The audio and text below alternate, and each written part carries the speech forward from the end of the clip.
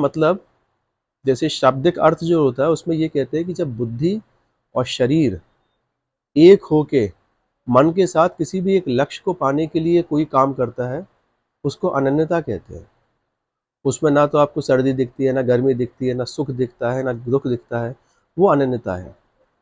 और सरल शब्दों में अगर हमें अनन्यता समझनी है तो आप ये समझिए कि नदी की धार में जिस तरह से उल्टा बहा जाता है, तैरा जाता है, वो अनन्यता होता है। भले ही कितना भी आपको कष्ट उठाना पड़े किसी भी एक अपने गोल को अचीव करने के लिए, उसको हम अनन्यता कहते हैं। इस चीज को यहाँ पर वृंदावन में जितने भी रसिक संत हुए हैं उन लोगों ने बड़ी अच्छे तरह से जो है वो प्रदर्शित किया है। जैसे आप हरवंश महाप्रभु का उदाहरण देख लिए, उनकी अनन्यता क्या थी? उनकी अनन्यता ये थी कि वो जब पूरी दुनिया एकादशी का व्रत कर रही है तो उन्होंने ये कहा कि मैं सिर्फ जीभ की एकादशी नहीं करूंगा, मैं स्वाद की एकादशी नहीं करूंगा, मेरी एकादशी जो है मेरी और ज्यादा बड़ी है। मेरी अनन्यता मेरी श्री जी के प्रसाद के लिए इतनी ज्यादा है, इतनी ज्यादा है कि मैं उस प्रसाद को नहीं छोड़ सकता हूँ एकादशी में। वो अनन्यता है। नाभाजी कहते हैं दास अनन्य उत्कृत व्रतधारी। तो उनका जो व्रत था ना, सर्वस्व महाप्रसाद प्रसिद्धा के अधिकारी, उन्होंने उस प्रसाद को सर्वस्व माना, स्वामिनी का स्वरूप माना। ये जो थी ना उनकी अनन्यता थी। हरिराम व्यास जी पूरी दुनिया को छोड़ के आए, किस लिए?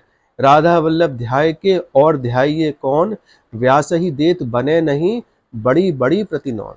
कि एक बार राधा वल्लभ लाल जब उनके घुल गए मन में, तो फिर अब जो है वो हर किसी बड़ी में जैसे अलग अलग नमक मिर्च नहीं डाली जाती, वो उस तरह से कह रहे हैं। ये व्यास जी की अनन्यता है।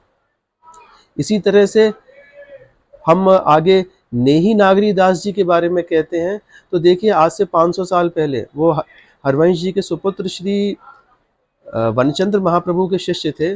उन्होंने भी ऐसे ही किया कि भगवत धर्म का उन्होंने जो था हाथ जोड़ दिए भगवत धर्म के कारण।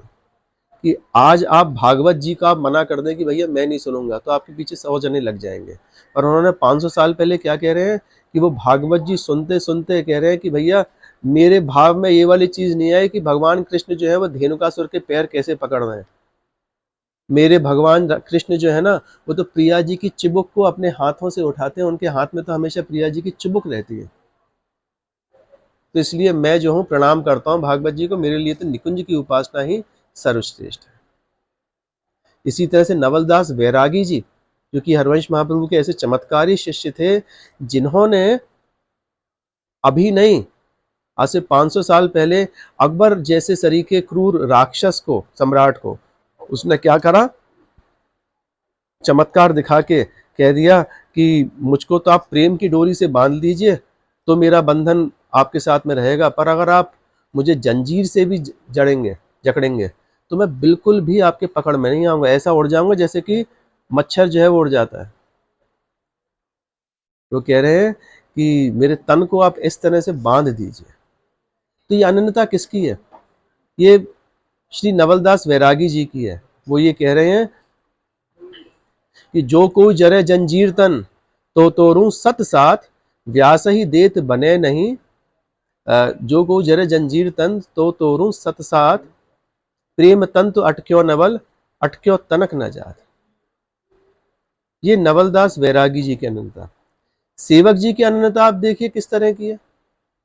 सेवक जी इस तरह से कह रहे हैं कि हरि के नाम को, हरि के नाम के लिए कह रहे हैं कि जो हरि नाम जगत्र शिरोमणि, वंश बिना कबहु नहीं लो हो। कि जो हरवंश महाप्रभु का नाम जो वो लेना चाह रहे हैं, उसके लिए उपमा देखिए कि भैया वो हरि का नाम जो कि त्रिलोक में मंगलकारी है, उस मंगलकारी नाम को मैं तब तक नहीं लूंगा जब तक कि उसके साथ में वंश नहीं जुड़ेगा। तो ये अनन्यताएं हैं, और इन्हीं अनन्यताओं के बल पर ये वृंदावन के रसिक समाज जो हैं इस वृंदावन में रुके हुए हैं। वो सर्वस्व त्याग के इस वृंदावन में रुके हुए हैं, और वो सर्वस्व त्याग के अपने प्रियालाल के चरणार बिंदों में जो है अपनी आसक्ति बना रखी है।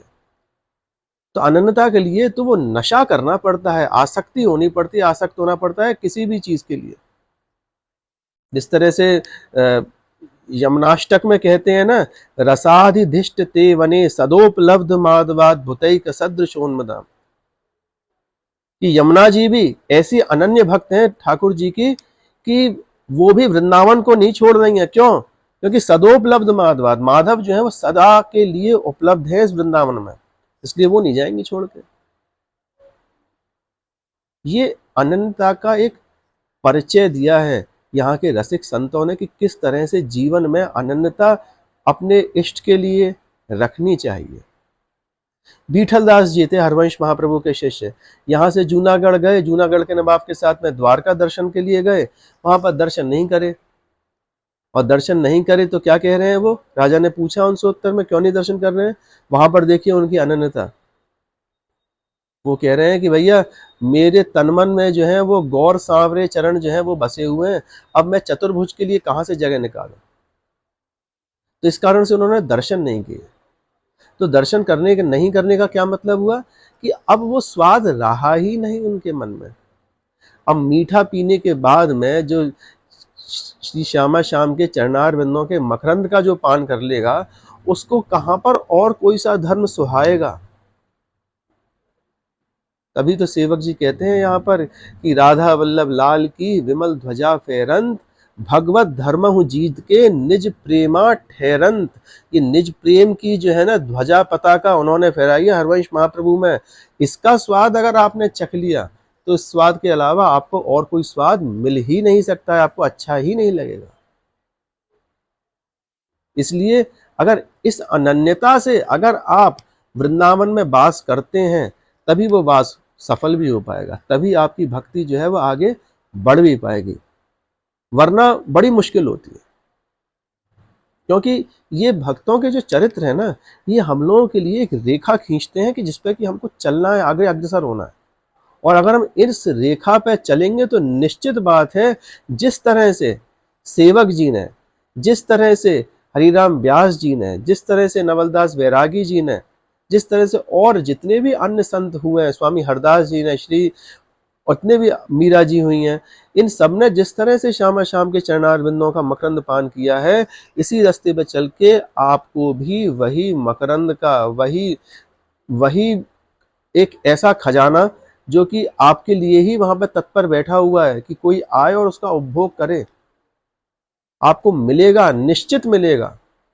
हरवंश जी कहते हैं ना यमुनाष्टक की स्तुति में, ययेत दृष्टकम बुधस्त्र काल माद्रतः पठेत कलिंद नंदिनीम हृदय विचिंत विश्ववंताम यही राधिकापत पदाब्ज भक्ति मुत्तमा, कि इसी जन्म में प्रिया जी और उनके प्रिय की पदों की भक्ति जो है वो आपको मिलेगी। ये ध्रुव अटल सत्य बात मैं कह रहा हूं। अगर आप इस तरह से करते हैं तो आपको सारी भक्ति मिलेगी यहाँ पर। तो वो अनन्यता जो है ना, इस रसिक मार्ग का सबसे पहला जो है वो खंबा है, और उसको अगर आपने पुष्ट कर लिया अनन्यता को, तो फिर आगे जाके जो है वो रसिकता जो है आपके अंदर आ सकती है। पर अनन्यता से पहले भी एक और चीज आती है, उसके बारे में बाद में बात करेंगे।